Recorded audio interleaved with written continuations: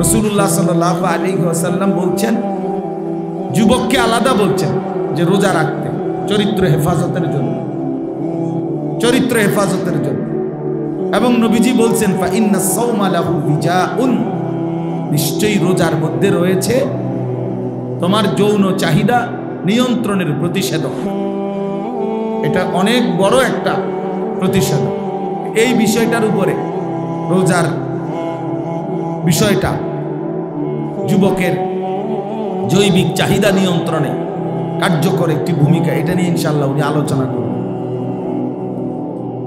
হযরত মাওলানা মুফতি ইউসুফ বিন ইকবাল বাংলাদেশের এখন বর্তমান সময়ের নওজোয়ান আলোচকদের মধ্যে একজন অন্যতম আলোচক, অনেক সুন্দর বয়ান করে সে মাওলানা, আলহামদুলিল্লাহ। উনিও আসতেছেন, উনিও আলোচনা করবেন জিনা, ব্যভিচার ও হারাম সম্পর্কের ক্ষতিকর প্রভাব, এই বিষয়ে।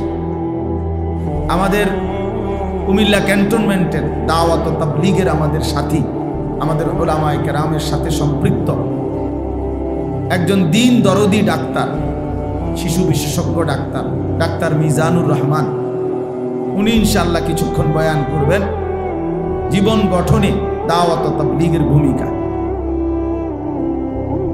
আমার শায়েখ আরিফ বিল্লাহ হাকিমুন নফস আল্লামা মুফতি মুশতাকুন নবী কাসেমি জোহরবাদ হুজুর ইনশাআল্লাহ বিরতির পরে বয়ান করবেন, ইসলাহি বয়ান, হজরতের মর্জি মতোই ইনশাআল্লাহ বয়ান করবেন। তো আপনাদের কাছে নওজোয়ান ভাই, বিশেষ করে তোমাদের কাছে আমাদের বিশেষ কথা হলো এটা, আল্লাহ তাআলা কুরআনুল কারীমের মধ্যে বলছেন ওয়ালাউলা ফাদলুল্লাহি আলাইকুম ওয়া রাহমাতুহু মা যাকা মিনকুম মিন আহাদিন আবাদা। আল্লাহ তাআলা বলেন যে আল্লাহ তাআলার দয়া, অনুগ্রহ, রহমত যদি না হয় তাহলে কেহই নিজেকে নিজে সংশোধন করতে পারে না। এই কথাটা হলো মূল কথা আমার। মা যাকা মিনকুম মিন আহাদিন আবাদা, আবাদান অর্থ হলো কখনোই না। কেউ নিজেকে নিজে চরিত্রবান, আখলাকওয়ালা বানাইতে পারবে না, নিজে নিজে পারবেন। আমি নিজে ভালো হয়ে যাব, আমি নিজে এখন থেকে ভালো হয়ে যাব, পারতেন না।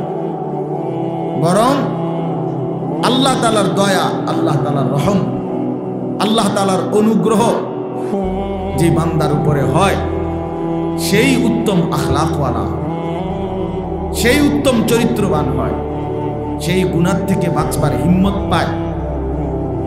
কুরআনুল কারীমের মধ্যে আছে, আল্লাহ তাআলা বলছেন আল্লাহু ইয়াজতাবি ইলাইহি মান ইয়াশা ওয়া ইয়াহদি ইলাইহি মান ইউনীব। আল্লাহু ইয়াজতাবি ইলাইহি মান ইয়াশা অর্থ হলো আল্লাহ যাকে চান তাকে আল্লাহ জজব করেন। জজব এই শব্দটা অর্থ হলো আল্লাহ তাআলা নিজেই তাকে আকর্ষণ করে টেনে নিজের দিকে ফিরিয়ে নিয়ে আসে। আল্লাহ টেনে নিয়ে আসে। আল্লাহু ইয়াজতাবি। সাইয়্যিদুনা ওমর রাদিয়াল্লাহু তাআলা আনহুকে আল্লাহ তাআলাই জজব করেছেন, অর্থাৎ আল্লাহ তাআলাই কুফরির রাস্তা থেকে আল্লাহর নবী সাল্লাল্লাহু আলাইহি সাল্লামকে হত্যা করতে রওনা দিয়েছে, হাতে তলোয়ার, প্রচন্ড রাগ, চোখে মুখে লাল, এবং মক্কার কুরাইশদেরকে বলছে তোমরা গিয়ে কাবা ঘরের সীমানায় দাঁড়াও, আমি মুহাম্মদের কল্লা নিয়ে আসতেছি। নাউযুবিল্লাহ। এরকম উত্তেজিত যুবক, এরকম উত্তেজিত তরবারি হাতে, উন্মুক্ত তরবারি নিয়ে যিনি রওনা দিলেন, তো যাচ্ছেন তো নবী সাল্লাল্লাহু আলাইহি সাল্লামকে হত্যা করতে, এক মহা পাপের উদ্দেশ্যে। কিন্তু আল্লাহ তাআলার পছন্দ হয়েছে। আল্লাহ বলছেন আমি তোমাকে এই মুহূর্তে হেদায়েত দেব, এই চলমান অবস্থাতে হেদায়েত দেব। তো আল্লাহ তাআলা জজব করে, আল্লাহ যেন টেনে হযরত ওমর রাদিয়াল্লাহু তাআলা আনহুকে তৎক্ষণাৎ এই পথে, এই অবস্থাতে আল্লাহ তাআলা তাকে কালেমার দৌলত দিয়ে নবী সাল্লাল্লাহু আলাইহি ওয়াসাল্লামের কাছে যখন এনেছেন। লম্বা ঘটনা, মানে আমি শুধু বুঝাইতে চাচ্ছি। কোন এনেছেন? আল্লাহ নবী সাল্লাল্লাহু আলাইহি সাল্লাম এর সামনে সাহাবীরা যারা ছিল, কিতাবের মধ্যে আছে যে ওমর রাদিয়াল্লাহু তাআলা আনহুকে দেখেই সাহাবায়ে কেরাম দাঁড়ায় গেছে। প্রত্যেকেই তরবারি খাপের মধ্যে হাতে লাগাইছে, অর্থাৎ তারা বুঝছে ওমর এখন নবীজিকে আক্রমণ করবে, এই জন্য ওনারাও দাঁড়ায় গেছে রেডি হয়ে। কিন্তু আল্লাহ নবী সাল্লাল্লাহু আলাইহি সাল্লাম বলছেন, তোমরা থামো, আমি তার চেহারার মধ্যে ঈমানের নূর দেখতে পাচ্ছি, থামো, আসতে দাও তাকে। তো ওমর রাদিয়াল্লাহু তাআলা আনহু আসছেন, আল্লাহ নবী সাল্লাল্লাহু আলাইহি ওয়াসাল্লামের হাতে কালেমা পড়ছেন। ঠিক নবীজির হাতে যখন ওমর কালেমা পড়ছে তখন মুসলমানের সংখ্যা পূর্ণ হয়েছে 40 জন, মানে এর আগ পর্যন্ত ছিল 39 জন। ওমরের মাধ্যমে 40তম সংখ্যাটা পূর্ণ হয়েছে। আল্লাহ তাআলা তখন কোরআনুল কারীমের আয়াত নাজিল করছেন জিবরাইলকে পাঠিয়ে, ইয়া আইয়ুহান নাবিয়্যু হাসবুকাল্লাহু ওয়া মানিত্তাবাআকা মিনাল মুমিনিন। বন্ধু আমার, নবী আমার, এখন থেকে নিয়ে আপনার জন্য আমি আল্লাহই যথেষ্ট, এবং এই পর্যন্ত যে কয়জন মুমিন হয়েছে এরাই আপনার সহযোগিতার জন্য যথেষ্ট। তার মানে ওমর মুসলমান হয়েছে, এইবার আপনি আপনার কালেমা, আপনার দাওয়াত প্রকাশ্যে উন্মুক্ত বলতে থাকেন। হযরত ওমর রাদিয়াল্লাহু তাআলা আনহু তখন এই বাকি 39 জন সাহাবী সহ আল্লাহর নবী সাল্লাল্লাহু আলাইহি ওয়াসাল্লামকে নিয়ে খানায়ে কাবার সামনে আইসা বলছে, ইয়া রাসূলুল্লাহ, আপনি সেজদা করেন, আর ওনাদেরকে বলছে আপনারা সেজদা করেন আল্লাহর জন্য। আর ওমর রাদিয়াল্লাহু তাআলা একা তরবারি তুলে, মক্কার কুরাইশরা তো আগেই দাঁড়ায় আছে, তো তাদেরকে বলছে, যদি কেউ তার মায়ের বুক খালি করতে চাও তা একটা কূপ দিয়ে ফেলাই দিবা, আর কেউ হিম্মত করে। হযরত জিবরাইল আলাইহিস সালাম আসছে, আয়েশা তখন বলছে, ইয়া রাসূলুল্লাহ, লাকাদ ইস্তাবশারা আহলুস সামাই ইসলামে ওমর। ইয়া রাসূলুল্লাহ, গোটা আসমানের সব ফেরেশতারা, 7 আসমানের কোটি কোটি ফেরেশতা এই মুহূর্তে আপনার ওমরের কালেমা শুনে, ইসলাম দেখে গোটা আসমানে ওনারা খুশিতে তাকবীর ধ্বনি দিয়েছে। গোটা আসমানবাসী ফেরেশতারা খুশিতে আনন্দে উদ্বেলিত হয়ে গেছে। তাইলে আল্লাহ তাআলা যাকে চায়, আল্লাহু ইয়াজতাবি ইলাইহি মান ইয়াশা। এজন্য প্রিয় বন্ধু, আল্লাহ তাআলা চাইলে মানুষ বদলে, আল্লাহ তাআলা আমূল বদলায় দেয়, আমূল পরিবর্তন করে দেয়, জিন্দেগি গড়ে দেয়, সাজিয়ে দেয়, পরিবর্তন করে দেয়। আবার আল্লাহ তাআলার আরেকটা নিয়ম, ওই পরের অংশ আয়াতের, ওয়াহদি ইলাইহি মান ইউনিব। আল্লাহ তাআলা বলেন, এক তো হইল কাউকে কাউকে আল্লাহ ইচ্ছে করে একেবারে গুনাহ নাফরমানির অবস্থা থেকেই ইউটার্ন করে আল্লাহ তাকে ঈমানওয়ালা আমলওয়ালা বানায় দেয়, এটা আল্লাহর একটা বহুত বড় মেহেরবানি। আর আরেকটা হলো আল্লাহ তাআলা বলেন, মান ইউনিব, যে আমি আল্লাহর দিকে ঝুঁকে আসে, আমি আল্লাহ, সে আসে যে দূর, তার চাইতে বেশি এগিয়ে আমি তাকে হেদায়েত দিয়ে দেব। এই হলো দ্বিতীয় তরফ। অর্থাৎ বান্দা যদি কিছুটা আগায়, আমি ভালো হতে চাই, আমি চরিত্রবান হতে চাই, আমি জীবনটা নষ্ট করতে চাই না, আমি আখিরাতকে পেতে চাই, আল্লাহ আমি আপনাকে চাই, এই একটু মানসিকতা তার ভিতরে আসছে, এখন সে সিদ্ধান্ত নিছে আল্লাহর রাস্তায় একটু আগাবে, ভালো হওয়ার একটু ফিকির করবে। তো আল্লাহ তাআলা বলেন, এমন দিল থেকে বান্দার মধ্যে যদি আমি দেখি যে আসলেই সে আমি আল্লাহর দিকে ঝুঁকছে, বাস্তবিক অর্থে সে আমার দিকে আসতে চাচ্ছে, আল্লাহর কসম আল্লাহ বলে আমি তাকে তার চাইতে এগিয়ে হেদায়েত দিয়ে থাকি। তাহলে দুই তর্জ, এক হলো কাউকে আল্লাহ তাআলা চাইলে একদম পুরা ইউটার্ন করে মন্দ রাস্তা থেকে কল্যাণের পথে নিয়ে আসেন, আর কাউকে আল্লাহ তাআলা, বান্দা যদি একটু ঝুঁকে আগায়, তো আল্লাহ তাআলা তার চাইতে বেশি এগিয়ে তাকে হেদায়েত দিয়ে থাকে। হাদিসে কুদসিতে আছে, আল্লাহ তাআলা বলেন, ইয়া আদম কুম ইলাইয়া আমশি ইলাইকা। হে বনি আদম, তুমি আমার জন্য দাঁড়াও, আমি তোমার জন্য হাঁটব। তুমি দাঁড়াইলে আমি আল্লাহ হাঁটব। ওয়ামশি ইলাইয়া উহারবিলু ইলাইকা। আল্লাহ তাআলা বলেন যে হে আমার বান্দা, তুমি আমার জন্য হাঁটো, আমি আল্লাহ তোমার জন্য দৌড়ব। মানে তুমি যে দূর আমি তার চাইতে বেশি, আমি তার চাইতে বেশি।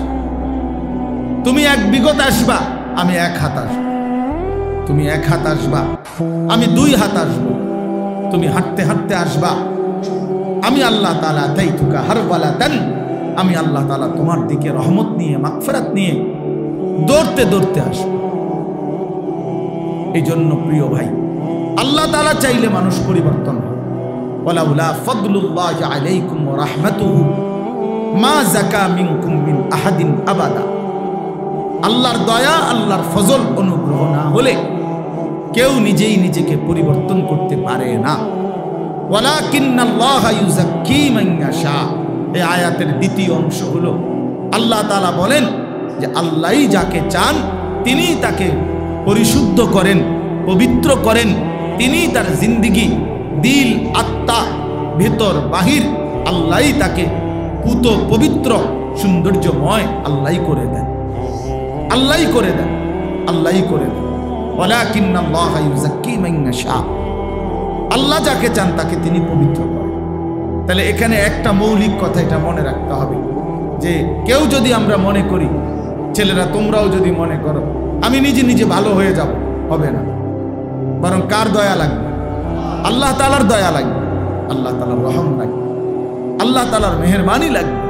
আর আল্লাহ নিজেই বলছেন আমি যাকে চাই তাকে আমি পবিত্র করে থাকি, তাকে আমি চরিত্রবান বানিয়ে থাকি, তাকে আমি উত্তম আখলাকওয়ালা বানিয়ে থাকি। আমি আল্লাহই তার দিল সুন্দর করে দেই। এখন আমি যেই প্রথম আয়াতটা পড়ছি খুতবার মধ্যে, সূরা আলে ইমরানের 164 নম্বর আয়াত, আল্লাহ তাআলা বলছেন এই যে আল্লাহ ফয়সালা নিছে, কথাটা খেয়াল করেন।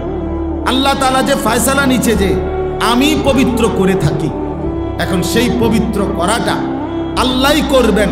তো সেইটার জন্য আল্লাহ তাআলা কার্যকর যেই ব্যবস্থাটা রেখেছেন সেইটা হলো আল্লাহ তাআলা বলেন আমি আমার এই ঈমানদার বান্দাদের জন্য আমার সর্বশ্রেষ্ঠ রাসূল, আমার আখেরি বন্ধু, আমার প্রিয় নবী সাল্লাল্লাহু আলাইহি ওয়াসাল্লাম তাকে পাঠিয়েছি। লাকাদ মান্নাল্লাহু আলাল মুমিনিন। আল্লাহ তাআলা বলেন মুমিনদের উপরে আল্লাহ তাআলা সবচেয়ে বড় দয়া করেছেন। কি দয়া? এক ঈমানদারের উপরে, এক মুসলমানের উপরে। এই যে আমরা এখানে মুসলমান, আমরা ঈমানদার ভাই, আমাদের উপরে আল্লাহর সবচেয়ে বড় দয়া কি? জীবনের সবচেয়ে বড় পাওয়া আমাদের কি? আল্লাহ তাআলা বলেন মুমিনের জন্য জীবনে আমি আল্লাহর সবচেয়ে বড় দয়া হলো আমার আখিরি রাসূল, আমার কলিজার টুকরা, আমার সবচেয়ে প্রিয় বন্ধু, আমার হাবিব, আমার দোস্ত নবী মুহাম্মদ সাল্লাল্লাহু আলাইহি ওয়াসাল্লাম, তাদেরকেই আমি আমার এই ঈমানদার বান্দাদের জন্য দিয়ে দিলাম। এটাই হলো আমি আল্লাহর সবচেয়ে বড় দয়া। এটা দয়া, আল্লাহর সবচেয়ে বড় দান যে আমরা নবীকে পেলাম, আমরা প্রিয় নবী সাল্লাল্লাহু আলাইহি ওয়াসাল্লামকে পেলাম, শ্রেষ্ঠতম রাসূলকে পেলাম, এমন একজন নবীকে পেলাম যার সব কিছু সুন্দর, যার সব কিছু শ্রেষ্ঠ, তার সব সুন্দর, সব সুন্দর। তিনি হাসলেও সুন্দর, তিনি কাঁদলেও সুন্দর, তিনি কথা বললেও সুন্দর, তিনি চুপ থাকলেও সুন্দর, তিনি হাঁটলেও সুন্দর, তিনি স্থির দাঁড়িয়ে থাকলেও সুন্দর, তিনি সুন্দর, সবচেয়ে সুন্দর। ওয়া আহসানু মিনকা লাম তারা কাত্তু আইনি ওয়া আজমালু মিনকা লাম তালিদিন নিসাউ। নবী সাল্লাল্লাহু আলাইহি সাল্লামের সাহাবী হযরত হাসান ইবনে সাবিত বলছে যে আয় নবী, আপনার চাইতে সুন্দর আমি এই 2 নয়নে আর কাউকে দেখিনি। আপনার চাইতে সুন্দর কাউকে কোনো মা জন্মই দেয় নাই, প্রসবই করে নাই, এমন সুন্দর। তাহলে তিনি সবচেয়ে সুন্দর, আবার তিনি সর্বশ্রেষ্ঠ, সব গুণে তিনি শ্রেষ্ঠ। জীবনের যত কিছু কল্পনা করা যায় মানুষের জীবনে, সমস্ত গুণে তিনি শ্রেষ্ঠ। বন্ধুর কাছেও শ্রেষ্ঠ, দুশ্মনের কাছেও শ্রেষ্ঠ। অর্থাৎ এই 1450 বছর ধরে আল্লাহ নবী সাল্লাল্লাহু আলাইহি ওয়াসাল্লামকে অসংখ্য অগণিত কোটি কোটি মুমিন নবীজির জীবন পরীক্ষা করছে, বিশ্লেষণ করছে, তাদের কাছেও নবীজি সর্বশ্রেষ্ঠ। আবার এই 1450 বছর ধরে কত কাফের, বেঈমান, মুশরিক, নাস্তিক, মুরতাদ, কত বিধর্মী, গবেষক, পণ্ডিত, দার্শনিক, বুদ্ধিজীবী, কাফের তারা, কিন্তু তারা আমাদের নবী সাল্লাল্লাহু আলাইহি সাল্লামকে নিয়ে গবেষণা করেছে। তাদের কাছেও তিনি সর্বশ্রেষ্ঠ। এজন্য তিনি বন্ধুর কাছেও শ্রেষ্ঠ, দুশ্মনের কাছেও শ্রেষ্ঠ, আপনজনের কাছেও শ্রেষ্ঠ, পরের জনের কাছেও শ্রেষ্ঠ, সবার কাছেই তিনি সর্বশ্রেষ্ঠ। আল্লাহ তাআলা বলেন, এই সর্বশ্রেষ্ঠ রাসূল আমি তোমাদেরকে দিলাম, এটাই হলো আমার সবচেয়ে বড় দয়া, সবচেয়ে বড় ইহসান। এখন কেন দিলাম? আল্লাহ তাআলা বলেন, তিনটা উদ্দেশ্যে দিলাম।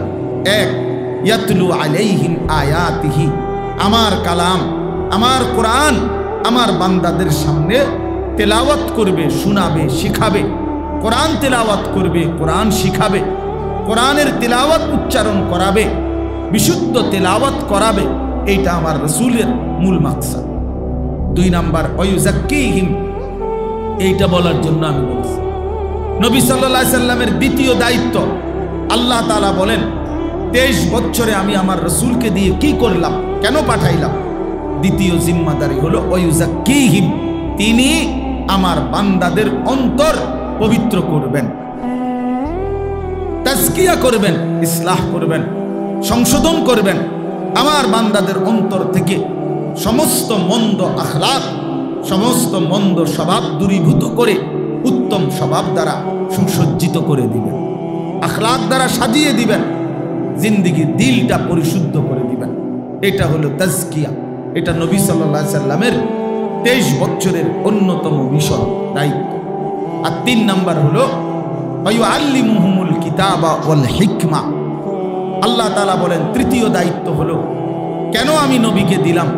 তৃতীয় জিম্মাদারি হলো কোরআন এবং সুন্নাহর আলোকে আমার বান্দাদের পুরা জীবন তিনি হাতে কলমে শিখিয়ে দেবে, গঠন করে দিবে, জীবন গঠন করবে, এই উদ্দেশ্যে।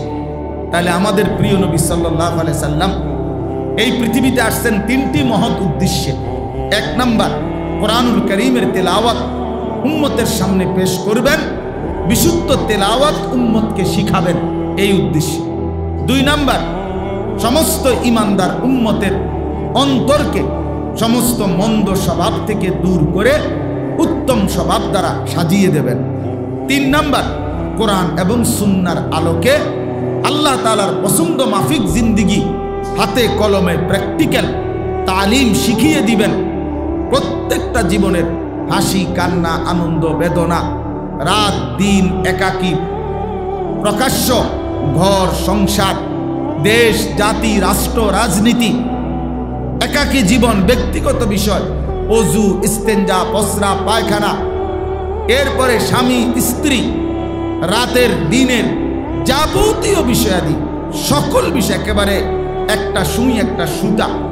আল্লাহ নবী সাল্লাল্লাহু আলাইহি সাল্লাম শিখাইছেন যে এই গ্লাসের পানি, নবী সাল্লাল্লাহু আলাইহি সাল্লাম শিখিয়েছেন উম্মতকে যে তিনি 3 ঢোকে 3 নিঃশ্বাসে পানি পান করতেন।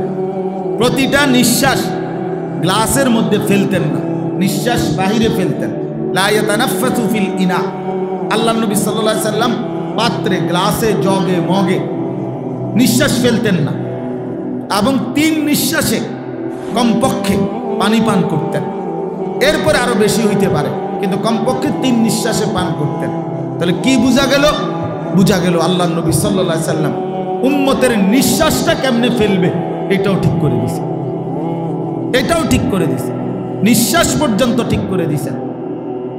ঘর বাহির, ওযু, ইস্তেঞ্জা, টয়লেট, বাথরুম, পেশাব, পায়খানা, রাত দিন, একাকী, প্রকাশ্য, জীবনের সকল অঙ্গনে, জীবনের প্রতিটা পদক্ষেপে, একেবারে আদনা থেকে আদনা, ছোট থেকে ছোট, বড় থেকে বড়, সব ব্যাপারে, সব বিষয়ে তিনি সর্বোচ্চ সুমহান আদর্শ কোরআন সুন্নাহর আলোকে আল্লাহ তাআলা কি চাচ্ছেন, জান্নাতের উপযোগীটা কেমন হইলে হবে, আখিরাতের মুক্তি কিভাবে মিলবে, ডান হাতে আমলনামা কিভাবে আসবে, ফুল সিরাত কিভাবে বিদ্যুতের মতো পার হবে, অর্থাৎ আখিরাত এবং জান্নাতের উপযোগী আল্লাহ যা চাইছেন তার শতভাগ প্র্যাকটিক্যাল আল্লাহর নবী সাল্লাল্লাহু আলাইহি সাল্লাম সাহাবায়ে কেরামের মাধ্যমে উনাদের কাছে নবী সাল্লাল্লাহু আলাইহি সাল্লাম শিখিয়ে দিয়েছেন। এটাই নবী সাল্লাল্লাহু আলাইহি সাল্লামের মিশন ছিল। তাইলে প্রিয় ভাই, আমার বলার উদ্দেশ্য হলো এবার আমি যে মূল বক্তব্যটা বলতে চাচ্ছি, ওই আয়াতের মাধ্যমে বললাম যে নিজেকে নিজে পরিবর্তন, বিশুদ্ধ আত্মশুদ্ধি করা যায় না, নিজে নিজে একাকী ভালো হওয়া যায় না। আল্লাহ বলেন আমার দয়া লাগবে, আমার অনুগ্রহ লাগবে, আমার মেহেরবানি লাগবে। আর আল্লাহর দয়া, আল্লাহর অনুগ্রহ হইল, আল্লাহ নিজেই বললেন আমার দয়া আমি আমার রসুলকে পাঠাইলাম। তাহলে আমার রসুলকে দিয়ে ওই যেই উদ্দেশ্য তাজকিয়া, অন্তর পরিশুদ্ধ করা, আত্মা বিশুদ্ধ করা, এটা আমি আল্লাহ আমার বন্ধুকে দিয়ে করাইলাম। তাইলে এখন আমাদের দায়িত্ব কি? আমাদের দায়িত্ব হলো দুইটা কথা। এক নাম্বার কথা হলো আত্মশুদ্ধি বাস্তবিক অর্থে আমাদের প্রত্যেকের জন্য ফরজে আইন, অর্থাৎ নিজের অন্তরকে মন্দ স্বভাব থেকে পবিত্র করা, উত্তম স্বভাব দ্বারা সজ্জিত করা নিজেকে মুসলমান হিসাবে, এটা আমাদের জন্য বাধ্যতামূলক দায়িত্ব। এটা খামখেয়ালি বিষয় না, খামখেয়ালি বিষয় না। লোকের সামনে অথবা কখনো কখনো কারো সামনে একটু ভদ্রতা দেখাইলাম, একটু সুন্দর দুইটা বাক্য বললাম, এটাকে আখলাক বলে না, এটাকে আখলাক বলে না ভাই, আখলাক বলে না। আঙ্কেলের সামনে আপনি ভাই তোমার অসুবিধা হলে চেয়ারে বসো, চেয়ার নাও, আছে চেয়ার আছে তো নেও, সমস্যা নাই, চেয়ার নাও। তুমি বারবার মাথা উঠাইলে অন্যদের কষ্ট হয়, আর নয়তো এমনি বসো আসন ধরে, যেমনি সুবিধা হয়। তো এই জন্য বললাম যে এটা জরুরি, এটা আমার দায়িত্ব। আল্লাহ তাআলা কোরআনুল কারীমের মধ্যে বলছেন কাদ আফলাহা মান তাযাক্কা, সফল হয়েছে সে, মান তাযাক্কা, যে তার অন্তরকে পবিত্র করেছে। আল্লাহ বলছেন 14টা কসম করে, কোরআনুল কারীমের মধ্যে অনেক কসম আছে, কসম আল্লাহ কসম করে করে বলছেন। তার মধ্যে একটা সূরাতে আল্লাহ তাআলা 14টা কসম করছে একসাথে, একসাথে।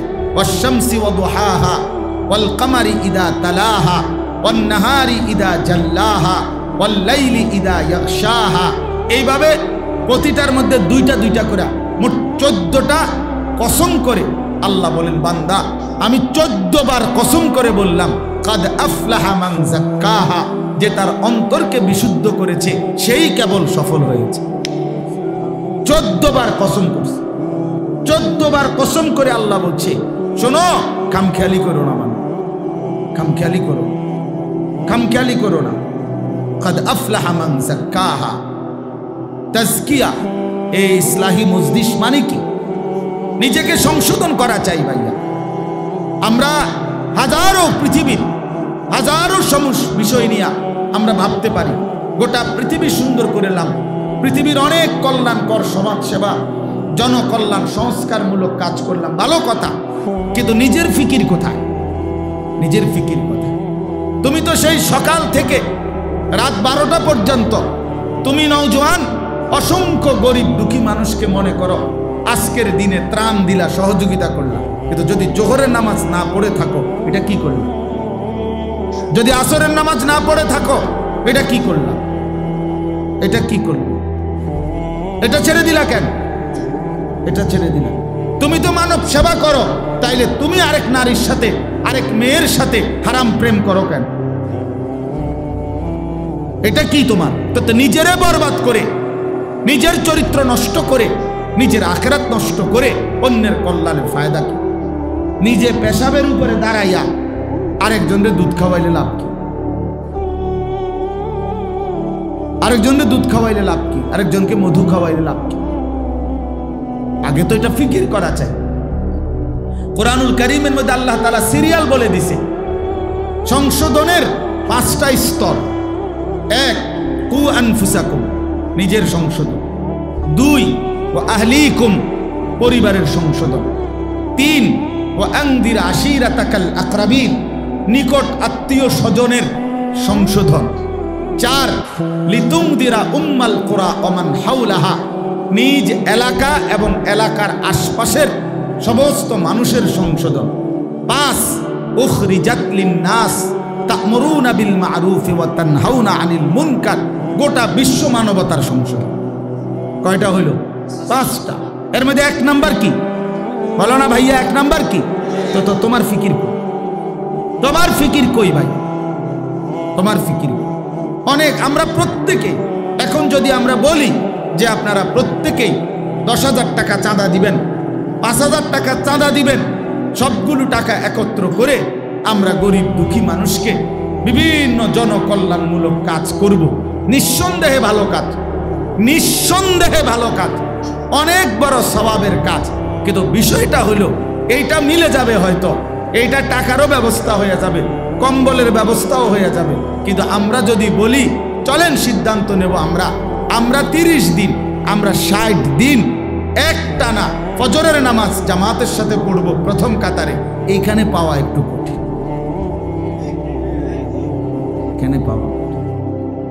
এখানে পাওয়া কঠিন।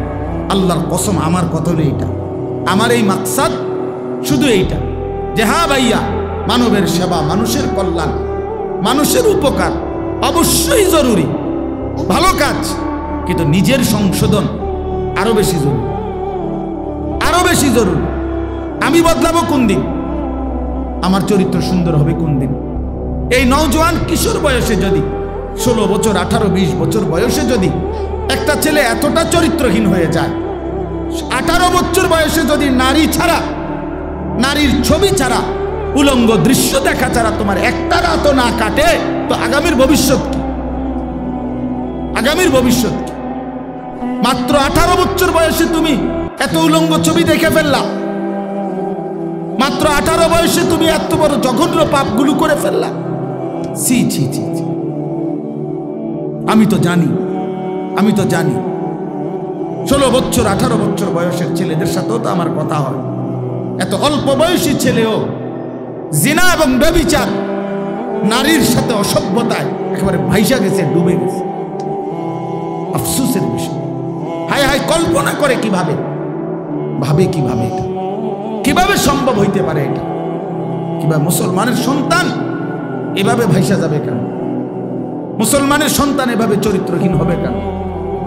এই জন্য দোস্ত, আমার মূল ফিকির এটা, আমার এই মজলিসের মাকসাদ এইটা যে দরে দরে বারবার আমি আশা করি আমার 30 বছরে যদি, আমার 50 বছর, আমার পুরা হায়াতে যদি এক নওজোয়ানও বদলে যায়, তো আমার নাজাতের জন্য আশা করা যায় ওই একজনই যথেষ্ট। খালাস, আমি সংখ্যা দিয়ে করুম কি? আমার 10,000 ভক্ত জরুরি না ভাইয়া, 50,000 ভক্ত দিয়ে আমি করবোটা কি?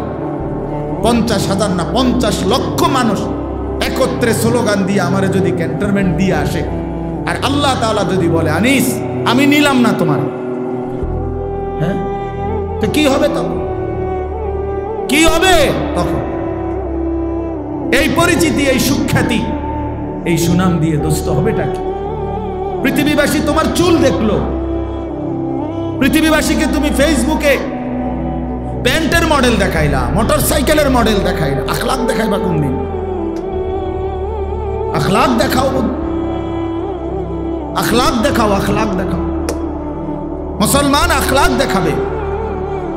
এই পৃথিবীতে অসংখ্য, এই পৃথিবীর অসংখ্য অঞ্চলে মুসলমানের আখলাক দেখে লাখো মানুষ কালেমা পড়ে মুসলমান হয়েছে। আজকে যেইটা ভারতের একটা প্রদেশ আছে কেরালা, যেটারে মালাবার বলতো আগে, এখন কেরালা প্রদেশ বলে, ইন্ডিয়ার একটা এলাকা। এইখানে মুসলিম ব্যবসায়ী উনাদের উত্তম আচরণের দ্বারা, উনাদের উত্তম আখলাকের দ্বারা ওই অঞ্চলের হিন্দুরা দলে দলে কালেমা পড়ে মুসলমান হয়েছে, এবং সেই মাধ্যমে এখন এখানে বৃহৎ জনগোষ্ঠী ওইখানে মুসলিম। আখলাক। সাইপ্রাস এশিয়া এবং আফ্রিকা নাকি না ইউরোপের সংযোগ একটা দেশ, একটা দ্বীপ, ছোট সাইপ্রাস। এই সাইপ্রাসের মধ্যে সর্বপ্রথম মুসলিম ব্যবসায়ী কাফেলার আখলাক দেখে সর্বপ্রথম মানুষ ওই অঞ্চলে মুসলমান হয়েছে। শ্রীলঙ্কায়, যে ছোট্ট দেশ, এই শ্রীলঙ্কায় যে কয়জন মুসলমান হয়েছে, তো মুসলিম ব্যবসায়ী কাফেলার আখলাক দেখে। সিন্ধু প্রদেশ, আমাদের এই ভারতীয় উপমহাদেশে সর্বপ্রথম যিনি কালেমার পতাকা উড়াইছেন, সিন্ধু প্রদেশে রাজা দাহিরের আমলে, রাজা দাহিরকে পরাজিত করে মোহাম্মদ ইবনে কাসেম রাহমাতুল্লাহ আলাই মাত্র 18-20 বছর বয়সে আরব থেকে আইসা যিনি এই সিন্ধু বিজয় করে ইসলামের পতাকা উড়াইছেন, তো ওনার আসার প্রেক্ষাপট এবং ইসলাম বিজয়ের পুরা প্রেক্ষাপট মুসলিম একটি ব্যবসায়ী কাফেলার কারণ। আমার বন্ধু, আমার ভাই, আমার বলার উদ্দেশ্য এই কথাটা, মুসলমানের আখলাক দেখে, মুসলমানের আখলাক দেখে, নওজওয়ানের আখলাক দেখে মানুষ আল্লাহর দিকে ফিরবে। হাদিসের মধ্যে আছে আল্লাহর নবী সাল্লাল্লাহু আলাইহি ওয়াসাল্লাম বলছেন, সাহাবায়ে কেরামের জন্য নবীজি দোয়া করতেন, আল্লাহুম্মা হদি বিহিম, আল্লাহুম্মা হদি বিহিম। এটা সাহাবীদের জন্য নবীজির দোয়া ছিল। মানে কি? মানে হলো আল্লাহর কাছে নবীজি বলতেন, আল্লাহ আমার সাহাবীদেরকে আপনি এমন বানায় দেন যেন কোরআন থেকে যেমন মানুষ হেদায়েত পায়, আমি রাসূলের সুন্নাহ থেকে যখন মানুষ যেমন হেদায়েত পায়, তো আমার সাহাবীদেরকে দেখেই যেন মানুষ হেদায়েত পেয়েছে। আল্লাহুম্মা হদি বিহিম মানে এদের দ্বারা হেদায়েত দেন, সাহাবাদের দ্বারা হেদায়েত দেন, ওদেরকে দেখেই যেন হেদায়েত, ওদের আখলাক দেখেই যেন হেদায়েত। जो ना थे खुद राह पर औरों के हादी बन गए, क्या नजर थी जिसने मर्दू को मसीहा कर दिया। আল্লামা ইকবাল বলছে নবীজিকে স্মরণ করে, হে নবী সাল্লাল্লাহু আলাইহি ওয়াসাল্লাম, হায় আপনি কি গঠন করলেন আপনার এই পবিত্র সাহাবাদেরকে। একদিন এরা পথহারা ছিল, একদিন এরা গুমরাহ ছিল। পৃথিবীর সমস্ত মন্দ কর্ম জাহিলি যুগে মক্কাবাসী করত, চুরি ডাকাতি জিনা ব্যভিচার। ভাইয়া ওদিকে তাকায়ও না ভাই, এদিকে তাকাও। মদ জুয়া নারী 24 ঘন্টা এই আরব এই মক্কাবাসী গুনাহে লিপ্ত ছিল। আমরা বইতে পড়ছি, ইতিহাসের বইতে 3W আরবের স্বভাব ছিল। 3W, এক হলো ওয়ার মানে যুদ্ধ। 24 ঘন্টা জিন্দিগি তারা মারামারি করতো, ফিডাফিডি। এই জিন্দিগি ঘুম থেকে ওইটা মায়ের শোয়া পর্যন্ত মারামারি।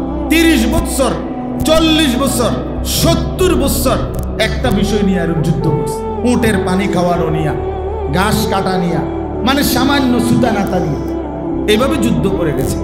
এই যুদ্ধ ছিল তাদের প্রতিদিনকার স্বভাব। 2 নাম্বার হলো ওমেন, নারী নিয়ে জীবন কাটাইত। জিনা ব্যভিচার অসভ্যতা নোংরামি, কোনো নারীর সামাজিক কোনো মূল্যই ছিল না নিজস্ব। আমি নিজে, আমার কাছে কিতাব আছে, বাংলায় অনুবাদ হয়েছে, মুসলিম উম্মার পতনে বিশ্বের কি ক্ষতি হলো। আমাদের হযরত মাওলানা আবু তাহের মিসবাহ সাহেব, আমার বাংলার শ্রেষ্ঠতম বুজুর্গ এবং বাংলাদেশের শ্রেষ্ঠ একজন ইসলামী সাহিত্যিক আদিব সাহেব হুজুরের লেখা অনুবাদ করা সৈয়দ আবুল হাসান আলী নদভী রাহমাতুল্লাহর কিতাব। ওইখানে আছে জাহিলি যুগে, এটা বলতেও লজ্জা, জাহিলি যুগের আখলাক ছিল আইয়ামে জাহিলিয়াতে যে 3 জিনিস সবার জন্য সমান অধিকার। 1 হলো আগুন, 2 হলো পানি, 3 হলো নারী। নারী সবার, নারীর আলাদা কোনো বিশেষত্ব নাই, আলাদা কোনো মর্যাদা নাই। যার মন চায় সে উপভোগ করবে। নাউজুবিল্লাহ। কি পরিমাণ চরিত্রহীনতা ছিল, কি পরিমাণ নোংরা ছিল। আমার কাছে বই আছে আন্দালুসের ইতিহাস, ডক্টর রাগেব সারজানির লিখিত 2 খণ্ডে বই। ওখানে স্পষ্ট আছে একসময় জাহিলিয়াতের মানুষ এমন ছিল, এত জঘন্য ছিল, আপন ভাই বোন 2 জন একসাথে বকরি চড়াইতো, ছাগল চড়াইতো। 6 মাস পরে, 1 বছর পরে, নাউজুবিল্লাহ নাউজুবিল্লাহ, আপন ভাই কর্তৃক আপন বোন গর্ভবতী হয়ে ঘরে ফিরত। এত অসভ্য ছিল, এত চরিত্রহীন ছিল এরা, পথ হারা ছিল। কি আল্লাহ চিনত না, আখলাক চিনত না, জিন্দেগির কিছুই চিনত না, কোনো মনুষ্যত্ব বলতে ছিল না তাদের, কোনো আখলাক ছিল না। এই পরিমাণ চরিত্রহীনতা ছিল। ওমেন নারী মানে নারী ছিল 24 ঘন্টার উপভোগের পণ্য। এ তো জাহিলিয়াতের আখলাক। আর 3 নাম্বার হলো ওয়াইন। ওয়াইন মানে মদ। ওয়াইন মানে কি? মদ। এই ওয়ার, ওমেন, ওয়াইন, কয়টা ডব্লিউ হইল? 3W। এই 3টা W, অর্থাৎ এই ছিল তাদের মদ। মদ আরবি ভাষায় মদের যত আইটেম, মদের যত নাম পৃথিবীর কোনো ভাষায় নেই। মদ বুঝানোর জন্য আরবি ভাষা শত শত নাম, শত শত শত শত নাম। মদের যত আইটেম জাহিলিয়াতে ছিল, আরবে ছিল, এখনো ইউরোপে এগুলা নাই, এত বেশি ছিল। মদ তাদের 24 ঘন্টা জীবনের সকল ক্ষেত্রে যেই কোনো কিছু, চা বিস্কুটের মতো তারা স্বাভাবিকভাবে মদ পান করত। তারা এত নিকৃষ্ট যেই মানুষগুলো ছিল, আল্লামা ইকবাল বলেন, হে নবী, যারা পথ হারা ছিল, যাদের কোনো আখলাক ছিল না, আপনার পবিত্র ছোঁয়ায়, আপনার স্পর্শে, আপনার মোবারক মেহনতে, আপনার চোখের পানির বরকতে, আপনার রাত জাগার বরকতে 23 বছরের আপনি দুয়ারে দুয়ারে আপনি মানুষের কাছে কাছে হাঁটছেন, কথা বলছেন, ফিরাইবার চেষ্টা করছেন। ফলে আজকে কি হলো? আওরু কে হাদি বন গয়ে। আজকে সেই মানুষগুলো যারা নিজেরা ছিল পথ হারা, আজকে তারাই হয়ে গেল লক্ষ মানুষের পথ প্রদর্শক। আজ তারা পথ দেখায়, এটা নাম আজ তারা পথ দেখায়। জু না থে খুদ রাহ পর আওরু কে হাদি বন গয়ে, যারা নিজেরাই পথ হারা ছিল। হযরত ওমর রাদিয়াল্লাহু তাআলা আনহু বলতেন, নওজওয়ান শোনো ভাইয়া, ওমর রাদিয়াল্লাহু তাআলা আনহু বলতেন যে আমি সেই ওমর, ইসলাম পূর্ব যুগে আমি এক মহিলার বকরি চড়াইতাম, বকরি চড়াইতাম। আমি কোনোদিন, ভাইয়া মোবাইলটা হাতে যাদের, এটা নামাও, মোবাইল নিয়ে ব্যস্ত হয়েও না ভাইয়া, নিষেধ করলাম না, এমনি শোনো মিয়া।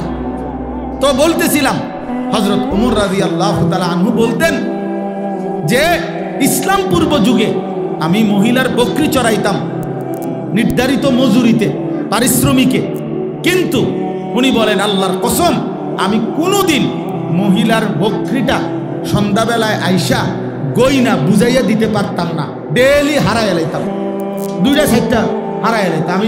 আমি বুঝতাম না কয়টা নিছিলাম, এখন কয়টা ফিরত আমার মন নাই, কি কয়টা নিছো কি জানি মন নাই, বুঝে গেছি।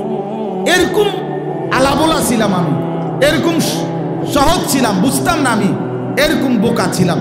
কিন্তু আজ ইসলাম কোরআনের বরকতে, আল্লাহর নবী সাল্লাল্লাহু আলাইহি সাল্লামের বরকতে, যেই ওমর 50টা 100টা ছাগল গুছাইয়া রাখতে পারতাম না, আজ সেই ওমর আধা জাহানে বাদশাহী করে। ইসলাম আমাকে কোথায় পৌঁছায় দিছে, কোরআন আমাকে কোথায় পৌঁছায় দিছে, রাসূলুল্লাহ সাল্লাল্লাহু আলাইহি সাল্লামের সাহচর্য আমাকে কোথায় পৌঁছায়। এজন্য প্রিয় ভাই, আমার এই বই অনেক সুন্দর বই, ডক্টর রাগিব সারজানি, শোনো হে যুবক, এই অসাধারণ বই। উনি বলছেন উনি কায়রোর, মিশরের একজন পৃথিবী বিখ্যাত দার্শনিক একজন। উনি বলছেন এই কথা যে আমি কায়রো ইউনিভার্সিটিতে, উনি বলছেন আমি যুব সমাজের সেমিনার হয়েছে, যুব সমাজের সমস্যাবলী এই শিরোনামে। উনি বলেন আমাকে তারা অতিথি হিসাবে বক্তব্য দেওয়ার জন্য যখন বলছে, আমি ব্যাপক প্রস্তুতি নিয়ে আসছিলাম। তো প্রথমে আমি তাদেরকে বললাম যে তোমরা ছোট্ট কাগজে আমার একটু লিখে জানাও যে তোমাদের সমস্যা কি। তিনি বলেন যে যুবকরা আমার কাছে যখন কাগজগুলো দিল, আমি কাগজগুলো দেখে তারা আমার কাছে যেই সমস্যা পেশ করলো, আমি আসমান থেকে পড়লাম যে হায়, আমি ভাবছি তাদেরকে নিয়ে কি, আর তারা ভাবতেছে কি। আমার ভাবনার সাথে তাদের ভাবনা আকাশ পাতাল ব্যবধান। ওখানে লিখছে উনি, প্রত্যেক যুবকের সবগুলো কাগজের খোলাসা সারাংশ ছিল বেকারত্ব, লেখাপড়া শেষে বেকার হওয়ার ভয়, বিয়ের আকাঙ্ক্ষা, অথচ এ সময়ে তাদের পক্ষে সামর্থ্যহীনতার কারণে তা অসম্ভব হয়ে ওঠে। যুবক যুবতীদের অবাধ মেলামেশার প্রেক্ষিতে তাদের যৌন আকাঙ্ক্ষা নাড়া দিয়ে ওঠা, দৃষ্টি নামিয়ে রাখতে কষ্ট হওয়া, জটিল শিক্ষা ব্যবস্থা ও তা কাজে না লাগার অনুভূতি, গোপন কু অভ্যাস, হাতের অপব্যবহার, নিজের আখলাকের অপব্যবহার, লজ্জাস্থানের অপব্যবহার ইত্যাদি, দরিদ্রতা, অর্থ সংকট, টাকা পয়সার টানাটানি, এক পেশে ভালোবাসা। মানে বুঝাইছে, কেউ কেউ লিখছে আমি ওকে ভালোবাসি, ও আমার পাত্তাই দেয়। আজ 3টা বছর ধরে আমি ওর পিছনে ঘুরি, আমি ছাগলের মতো বে বে করি, ছাগল বে বে করে মেয়ের পিছনে হে করে, অপদার্থ বলে কিভাবে? খুব তো মাদক দ্রব্যের সয়লাব, নেশা, ধূমপান। এরপরে একজনের সমস্যা ছিল, সে মুঠোফোন মানে মোবাইল কিনতে চায়, বাবা দিচ্ছে না। মানে হযরত বলেন যে এই জাতীয় বিষয়গুলো ছেলেরা তাদের সমস্যা তুলে ধরছে। আর তিনি বলেন আমি ভাবতেছিলাম যা তাদের সাথে আলাপ করব। কথাটা খেয়াল করেন, যুবকদের সাথে উনি বলেন আমি ভাবতেছিলাম যুবকদের সাথে আলোচনা করব যে এই বিষয় নিয়ে। তারা মুসলিম যুব সমাজ, কায়রো বিশ্ববিদ্যালয়ে। আমি ভাবতেছিলাম তাদের সাথে আলাপ করব এই বিষয়গুলো কি, যে আজ অধিকাংশ মুসলিম দেশে শরিয়া আইন বাস্তবায়ন না হওয়া, মানব রচিত আইন ও নীতিমালার প্রতি আস্থাশীল হওয়া এবং কোরআন সুন্নাহ বিমুখ হওয়া, এই ব্যাপারে আমাদের নওজোয়ানদের কি কর্মসূচি হওয়া উচিত। আমি ভাবছিলাম এটা বলব। 2, অনেক মুসলিম ভূখণ্ড অমুসলিম শক্তি কর্তৃক বেদখল হয়ে যাওয়া, যেমন বিশেষত ফিলিস্তিন, ইরাক, কাশ্মীর, চেচনিয়া, আফগানিস্তান। এসব ভূখণ্ডে মুসলমানরা অন্যায়, অবিচার, জুলুম, হত্যা, নির্মম অত্যাচারের শিকার। আফগানিস্তানের নাম লেখছে ওই সময়, এখন তো আলহামদুলিল্লাহ ইসলামী খেলাফত। মিডিয়া কর্তৃক ইসলামকে লক্ষ্য করে সাঁড়াশি আক্রমণ, প্রকাশ্যে রাসূলুল্লাহ সাল্লাল্লাহু আলাইহি ওয়াসাল্লাম, বিশিষ্ট সাহাবায়ে কেরাম, আলেম ওলামাকে গালিগালাজ ও সমালোচনা করা হয়। প্রিন্ট ও ইলেকট্রনিক মিডিয়া তথা দৈনিক পত্র পত্রিকা, রেডিও, টেলিভিশন ও ইন্টারনেটে এই সমস্ত অশুভ কর্মের মহড়া আজ খুব স্বাভাবিক বিষয় হয়ে দাঁড়িয়েছে। এক্ষেত্রে আমরা কি করতে পারি? অর্থাৎ অধিকাংশ মুসলিম দেশ আজ অপরিশুদ্ধ ঋণে জর্জরিত। বাধ্যত এই ঋণ থেকে বেরিয়ে আসা তাদের পক্ষে প্রায় অসম্ভব।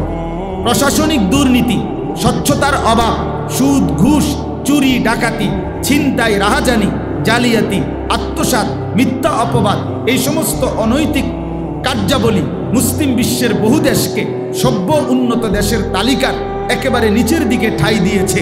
এক্ষেত্রে আমাদের পদক্ষেপ কি হইতে পারে?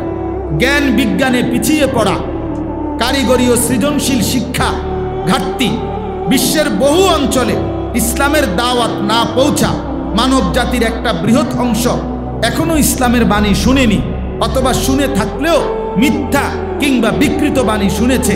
অথচ মুসলিম উম্মার জন্য ফরজ ভূপৃষ্ঠের প্রত্যেক ব্যক্তির কাছে ইসলামের দাওয়াত পৌঁছানো। এরম অনেকগুলো লিখছে।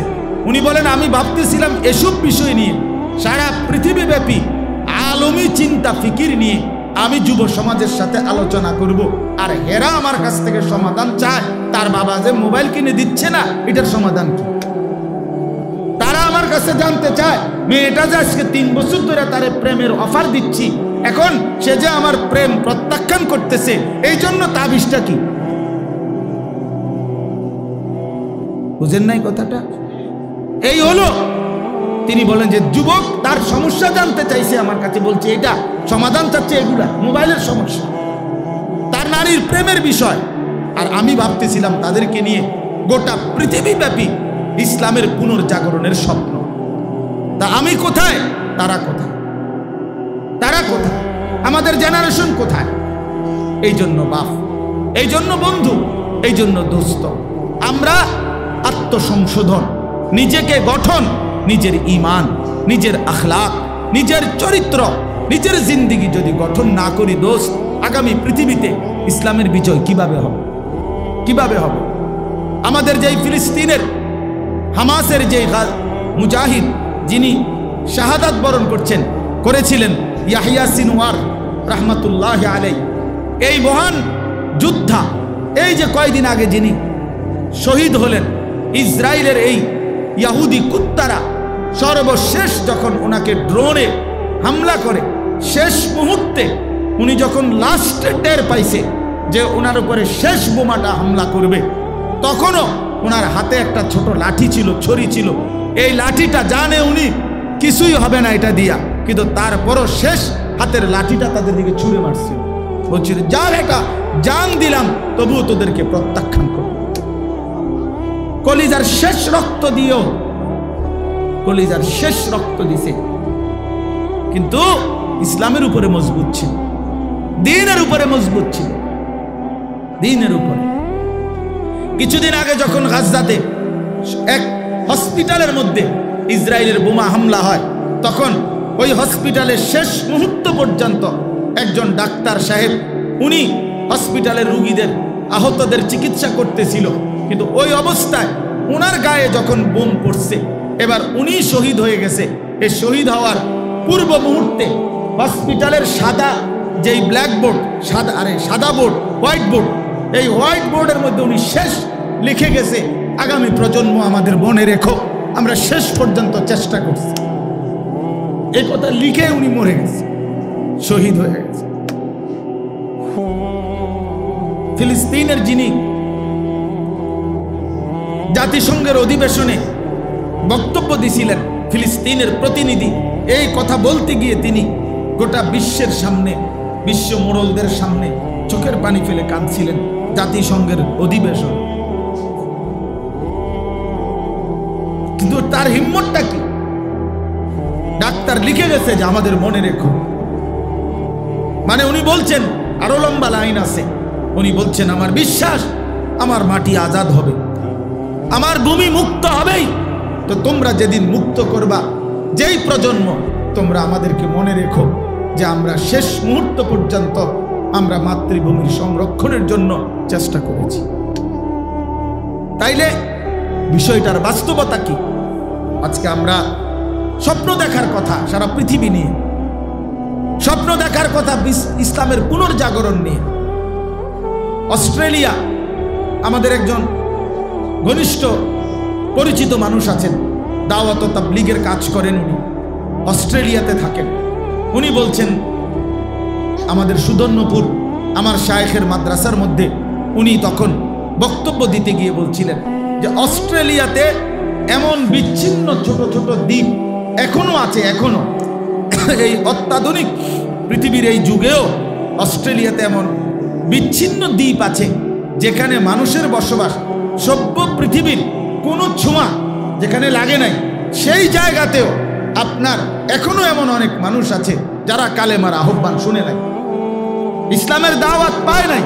তো এখন ওই মানুষগুলো পর্যন্ত, পৃথিবীর শেষ মানুষটার কাছে ইসলাম পৌঁছিয়ে দেওয়া কার জিম্মাদারি? এখনো আবু বকর সিদ্দিক রাদিয়াল্লাহু তাআলার জিম্মাদারি। কথা বলে না, বলো না ভাইয়া, এখনো কি ওমর ফারুকের জিম্মাদারি? তো কার জিম্মাদারি? ওমর ফারুকের উত্তরসূরির জিম্মাদারি, আমার জিম্মাদারি, তোমার জিম্মাদারি। তুমি কোন দিন ডাকবা মানুষকে আল্লাহর দিকে? তুমি ফিরবা কোন দিন? দিন নাই, রাত নাই, শুধু মোবাইল, শুধু নারী, শুধু ছবি, শুধু অস্থিরতা, শুধু বেহায়াপনা, শুধু হাসি ঠাট্টা আহ্লাদ। এই এক জিন্দেগি কি? শুধু বিনোদন, শুধু মজা, শুধু উৎসব, শুধু আনন্দ, শুধু ফুর্তি। হায় হায়, একই জীবন, একই জীবন। এ কোথায় যাচ্ছি আমরা শেষ পর্যন্ত? এই জন্য বন্ধু, দোস্ত, আখলাকের সুন্দর চাই, আখলাকের সুন্দর চাই, আখলাকের সুন্দর চাই। একজন যুবক, মূলত আমাদের কোরআন সুন্নাহর ভাষায় যে প্রাপ্তবয়স্ক সেই যুবক, অর্থাৎ যে বালেগ হয় সেই যুবক, সেই যুবক মূলত, অর্থাৎ একটা মেয়ে 13 থেকে 14 এই 1 বছরের ভিতরে সাবালিকা হয়, যেই প্রাপ্তবয়স্ক, যখনই তার মাসিক ঋতুস্রাব শুরু হয়। আর একটা ছেলে 14 থেকে 15 এই 1 বছরের ভিতরেই সে প্রাপ্তবয়স্ক হয়। এই বছরের ভিতরেই স্বাভাবিকভাবে তার বীর্যপাত হয়, স্বপ্নদোষ হয়, বীর্যপাত হয়। আর তখন থেকেই সে, যেদিন থেকে প্রথম তার বীর্যপাত হয়েছে সেদিন থেকেই সে সাবালক, যুবক, প্রাপ্তবয়স্ক। সেদিন থেকে মৃত্যু পর্যন্ত খোদার কসম প্রতি সেকেন্ডের হিসাব আল্লাহ তাআলা নিবে, এক এক সেকেন্ডের হিসাব আল্লাহ তাআলা নিবে, এক এক সেকেন্ডের হিসাব আল্লাহ তাআলা নিবে। তাইলে তুমি বন্ধু 15 বছর, 16 বছর, 17 বছর বলে নিজেরে ছোট মনে করলা কেন? তুমি ভাবলা যে আমি এখনো বাচ্চা মানুষ, তোমার বাপে কয় তুমি বাচ্চা, তুমি নিজেও ভাবতেছো আমি এখনো লাইফটা এনজয় করি, আমার এখনো আরো অনেক সময় বাকি। কে বলছে অনেক সময় বাকি? ইন্না যারআ কাদ তুদরিকুল আহাতু ক্বাবলা আন ইয়াবলুগা। হাসান বসরি রাহমাতুল্লাহ আলাইহি বলছেন, ইয়া মাশারাশ শাবাব।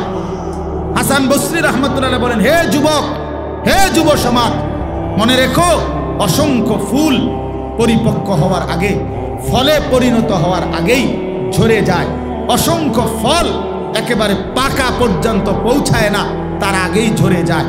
তার মানে গাছের আমের যেই মুকুল বের হয় সবগুলো আম হয়? যেটুকু ছোট ছোট আম হয় সবগুলো বড় হইয়া পাকে না, ঝরে যায় বেশি না থেকে যায় বেশি? ঝরে যায় বেশি। এই জন্য বৃদ্ধ হয় কম, কিশোর নওজোয়ান এটা মনে রাখো, এর আগেই যৌবন কালেই মৃত্যু হয়ে যায়, অধিকাংশ মৃত্যু হয়ে যায়। কাজে সময় বেশি নাই, সময় আজকেই, সময় এখনই, সময় এখনই। আল্লাহ তাআলা কুরআনুল কারীমের মধ্যে বলছেন শিশুকালকে দফ, শিশুকাল হলো দুর্বল, বৃদ্ধকালকে আল্লাহ বলছে দফ, দফ মানে দুর্বল। শুধু কোরআনে আল্লাহ কসম, আল্লাহ বলছে শক্তি কুওয়াতান, এটা যৌবনকাল, যৌবনকালকে আল্লাহ শক্তি বলছে। তাহলে যৌবনই মানে শক্তি, শক্তি মানেই যৌবন, শক্তি মানেই যৌবন। এই জন্য যৌবনকালে কেউ যদি নষ্ট হয়ে যায় পরে ঘুরে দাঁড়ানো কঠিন, পরে ঘুরে দাঁড়ানো। এই উঠতি বয়সে যে নষ্ট হয়ে যায়, চরিত্রহীন হয়ে যায়, গুনার মজা পাইয়া যায়, নারীর মজা, গুনার মজা, জিনার মজা, বেবিচারের মজা, অশ্লীলতার মজা, নিজের হাত নিজের লজ্জাস্থানকে নাপাক ব্যবহার করার মজা, এই অসভ্যতা যে মজা পেয়ে যায় ফিরে আসা কঠিন হয়ে যায়, কঠিন হয়ে যায় দোস্ত। এই জন্য বন্ধু 16 বছর ছোট না, 17 বছর ছোট না। রাসূলুল্লাহ সাল্লাল্লাহু আলাইহি সাল্লামের বিখ্যাত সাহাবী জুবাইর ইবনুল আওয়াম, উনি যখন মুসলমান হয়ে নবীজির সঙ্গী হয়েছেন তখন ওনার বয়স ছিল 15 বছর। হযরত তালহা ইবনে উবাইদুল্লাহ, রাসূলুল্লাহ সাল্লাল্লাহু আলাইহি সাল্লামের বিখ্যাত সাহাবী, তিনি যখন মুসলমান হয়েছেন এবং আল্লাহর নবীর পক্ষে অসংখ্য যুদ্ধ করে গিয়েছেন, সেই সাহাবীর বয়স ছিল 16 বছর। আল্লাহর নবী সাল্লাল্লাহু আলাইহি সাল্লাম উহুদের যুদ্ধের দিন সর্বপ্রথম যার হাতে তীর তুলে দিয়ে বলছে তুমি বেঈমানের দিকে প্রথম তীর মারো, তার নাম হলো হযরত সাদ ইবনে আবি ওয়াক্কাস রাদিয়াল্লাহু তাআলা আনহু। উনি ছিলেন 17 বছরের যুবক তখন। এই 17 বছর বয়সে ওনার হাতে প্রথম তীর দিয়ে আল্লাহর নবী বলছেন দুশমনের দিকে প্রথম তীর তুমি মারো। আর একটা কথা জবান দিয়ে বলছে, যেটা নবীজি এই একবারই জীবনে বলছে, এক যুবককেই শুধু নবী একবার বলছে জীবনে, ইরমি সাদ ফিদাকা আবি ওয়া উম্মি, সাদ দুশমনের দিকে তীর মারো, মুহাম্মদের মা বাপ তোমার জন্য কুরবান, আমার মা বাপ তোমার জন্য কুরবান। এটা রাসূলুল্লাহ সাল্লাল্লাহু আলাইহি ওয়াসাল্লাম আর কাউকে কোনোদিন বলে না। সাহাবীরা বলতো নবীজিকে, ইয়া রাসূলুল্লাহ আমার মা বাপ আপনার জন্য কুরবান হোক, কিন্তু নবী একবার শুধু এক যুবককেই বলছেন, যুবক তোমার জন্য মুহাম্মদের মা বাপ কুরবান হোক।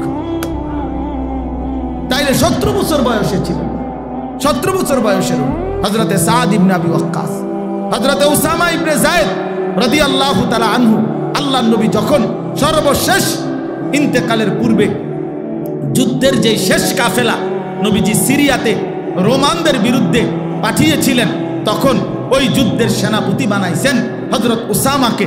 তখন উনার বয়স 18 থেকে 20 বছর।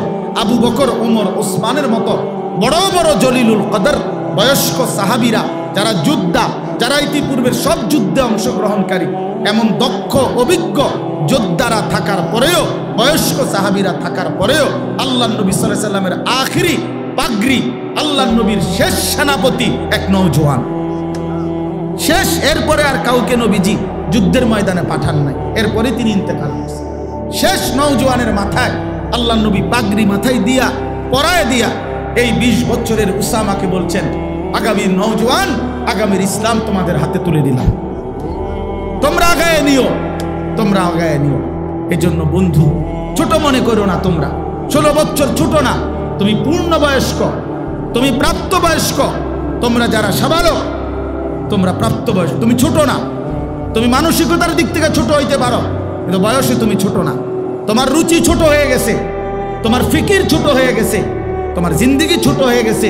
তুমি মনে করেছ সামান্য বিলাসিতা, সামান্য নারী, সামান্য ছবি, একটা মোবাইল, একটা মোটর সাইকেল, বন্ধুদের সাথে একটু আড্ডা দেওয়ার সুযোগ, এরই নাম জিন্দেগি। না বন্ধু, এটা তোমার মানসিকতার ছোট, এ তোমার মানসিকতা ছোট। তুমি স্বপ্ন দেখবা বড়, তুমি স্বপ্ন দেখো বড়, সারা পৃথিবী নিয়ে স্বপ্ন দেখো যে আমি সারা পৃথিবীতে আমার মালিকের কালেমা পৌঁছায় দেব, সারা পৃথিবীতে।